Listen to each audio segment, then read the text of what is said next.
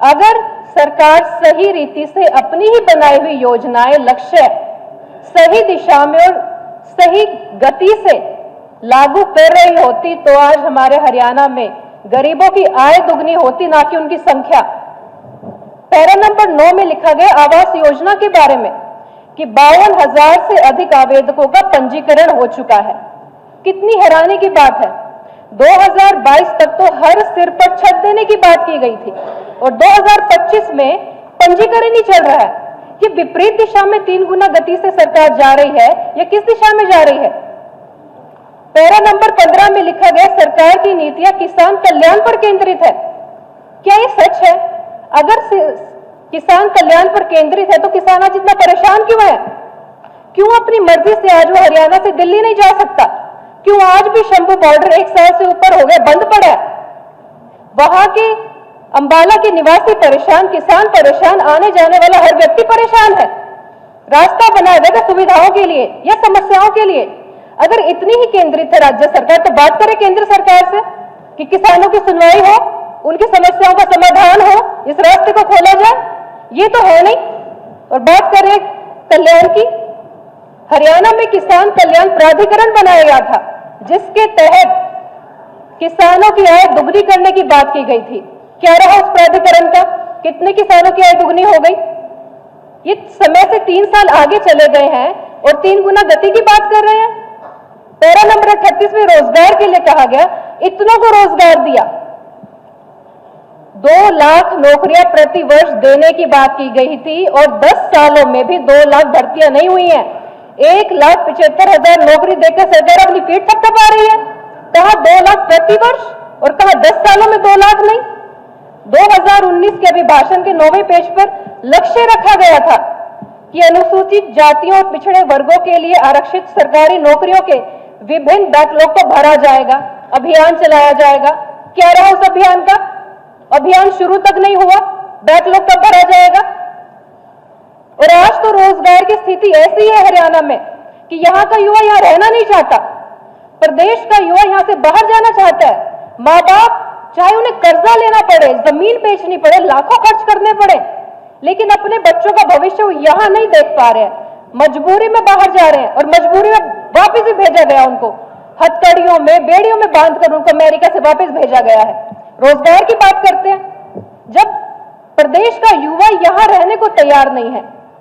स्कूलों की बात चल रही है, अखबार में सबने पढ़ा कि 487 स्कूल ऐसे जहां एक भी अध्यापक नहीं है, 294 ऐसे स्कूल है जहां एक भी विद्यार्थी नहीं है, 1000 से ऊपर स्कूल ऐसे जहां बच्चों की संख्या 20 भी नहीं है। ये अच्छा माध्यम निकाला सरकार ने स्कूल बंद करने का। मजबूरन माता पिता को अपने बच्चों को निजी स्कूलों में पढ़ाना पड़ रहा है, खर्चे पर पढ़ाना पड़ रहा है।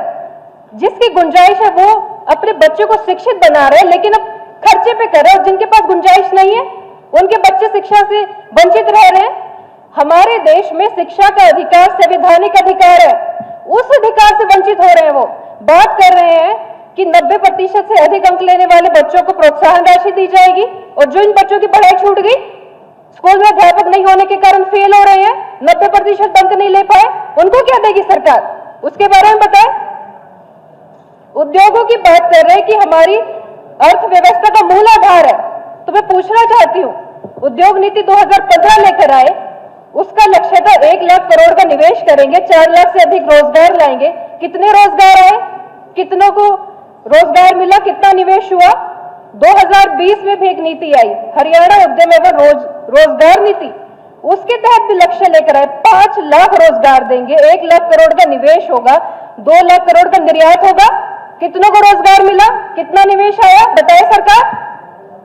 ये कौन सी 3 गुना गति से काम चल रहा है? किन संकल्पों पे चल रहा है? जो पिछले संकल्प थे उनका तो उल्लेख तक नहीं किया गया है।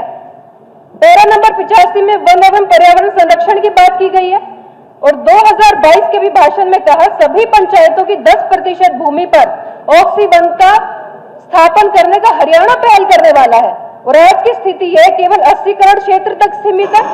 कहा 10% भूमि सभी पंचायतों की और कहा 80 करोड़ पूरे प्रदेश का। किस गति की बात चल रही है? सड़कों के सुधार की बात करते हैं, सड़कों का तो ऐसा सुधार हो गया पूरे प्रदेश में, जैसे ही बनती है साथ के साथ टूट जाती है, लाखों खर्च हो रहा है। करोड़ों रुपया खर्च हो रहा है और डिफेक्ट लायबिलिटी पीरियड में होने के बावजूद भी, कहने के बावजूद भी उनको मरम्मत नहीं कराया जाता। अध्यक्ष महोदय, मैं तो आपसे निवेदन करती हूँ, एक समिति बनाई जाए, सर्वे करवाया जाए, पूरे हरियाणा की स्थिति पता चल जाएगी, हालात क्या है। पैरा नंबर 58 में बात की, कानून व्यवस्था शांतिपूर्ण है, नियंत्रण में है, सौहार्द का माहौल है, और साथ में बता रहे 2024 में 1,11,397 आपराधिक मामले दर्ज हुए हैं। इसको शांतिपूर्ण माहौल कहा जाता है। 304 से अधिक अपराध प्रतिदिन दर्ज हो रहे हैं, इसको व्यवस्था कहा जाती है, नियंत्रण में है।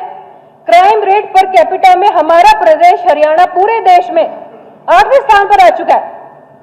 और पैरा नंबर 5 में इतने सुंदर शब्दों का उल्लेख किया कि स्वामी विवेकानंद जी के प्रेरणादायक वचनों का उल्लेख किया कि उठो, जागो और तब तक मत रुको जब तक लक्ष्य की प्राप्ति ना हो जाए। और कितने दुख और दुर्भाग्य के साथ ये कहना पड़ रहा है कि जनता कह रही है, और ये कह रहे कि जनता सुनेगी, हम नहीं सुनेंगे। जनता कह रही है उठो, जागो, कौन से लक्ष्य रखे थे, कहां तक पहुंचे। लेकिन सरकार ऐसी, आज हरियाणा के विकास की डोर ऐसी सरकार के हाथ में आ चुकी है जो सुनती ही नहीं है, जो मानती ही नहीं है कोई समस्या है, समाधान कहां से होगा। तो अध्यक्ष महोदय, मैं यही कहना चाहती हूं कि सरकार अपने लक्ष्यों को, संकल्पों को जरा देख ले, उनकी समय सीमा तय करे और गंभीरता से काम करे। और कहते हैं आपको गंभीरता की जरूरत नहीं है, सरकार की गारंटी है। कौन सी संकल्पों की गारंटी है? ऐसे बनेगा विकसित हरियाणा? लोगों का समय बर्बाद हो रहा है, लोगों की अपेक्षाएं खराब हो रही हैं। स्पीकर सर, आपका बहुत बहुत धन्यवाद, आपने स्पीकर सर, इन कांग्रेसी भाइयों को दिख नहीं रहा, मेरे को दिखता है, मेरे को सामने दिखता है। सभा में या तो प्रवेश न किया जाए, यदि प्रवेश किया जाए तो वह स्पष्ट और सच बात कही जाए, क्योंकि वह न बोलने से, गलत बोलने से दोनों ही स्थितियों में मनुष्य का पाप का भाग्य बन जाता है। ये सभी सदस्यों के लिए। अब मैं जो बात कहना चाहता, मैं सर वो बात कहना चाहता हूं, मैं जो बात कहना चाहता हूं वो ये कहना चाहता हूं, नंबर 1 हरियाणा तो 2014 में बन गया था, यही लोग बना के गए थे, यही लोग बना के गए थे। हर बस के ऊपर नंबर 1 हरियाणा, नंबर 1 हरियाणा, हर चीज यही लिख के गए थे। बोलिए। एक मिनट, मेंबर ने कुछ बात पूजा जी, आप कुछ बात करें। विधानसभा में दूसरी विधानसभाओं का उदाहरण जाए, ठीक है, आपको पाप लगेगा। मनमोहन बढ़ाना।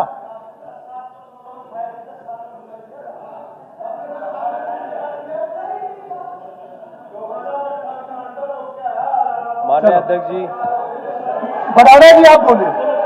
ठीक है मंत्री जी, अध्यक्ष जी बहुत बहुत धन्यवाद। आपका भी नाम आया हुआ है बोलने में, आपका समय आएगा। मनमोहन बढ़ाना, आप अपनी बात रखिए। माननीय अध्यक्ष जी बहुत बहुत धन्यवाद। आज मुझे मौका मिला राज्यपाल के अभिभाषण पे बोलने का। ठीक हो गया, उन्होंने बात कही, मैंने सुन ली। उन्होंने